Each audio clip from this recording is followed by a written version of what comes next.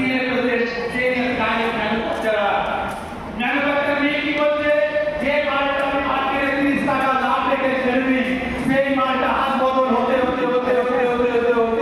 Customer কিনে 100 টাকায়, তাহলে বাকি 70 টাকা যাচ্ছে কোথায়? বাকি 70 টাকা খাচ্ছে কারা? এই সব মিডল ম্যান গুলো খাচ্ছে।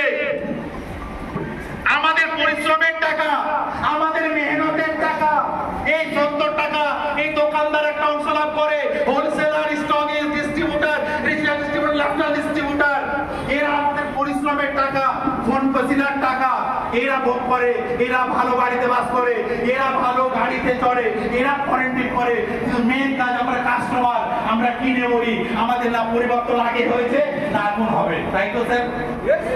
বিরাট পর্যন্ত কোনো লাভ হয়েছে না বেদের হয়েছে। তো তার পাশাপাশি ডাইরেক্ট সেলিং সিস্টেমটা দেখে নেবো। ডাইরেক্ট সেলিং সিস্টেম কি বলছে? 30% এর প্রোডাক্ট আপনি 100% এ কিনবেন, আর যে 70% টাকাটা থাকবে, এই 70% টাকা এই সিস্টেমে কি হয় এরা ভাগ করে খাচ্ছে। আর ডাইরেক্ট সেলিং সিস্টেমে কি বলছে? ডাইরেক্ট সেলিং সিস্টেমে কি বলছে? ওই 70% টাকা আবার আমি বাই ব্যাক ঘুরিয়ে দেব। প্রশ্ন হচ্ছে 70% টাকা ডাইরেক্ট ট্র্যাডিশনালে কে এরা যদি বড় লোক হয়, আর ডাইরেক্ট সেলিং সিস্টেমে যদি আমরা 70% টাকা ঘুরিয়ে পাই, কি আপনারা বড় লোক হবেন না?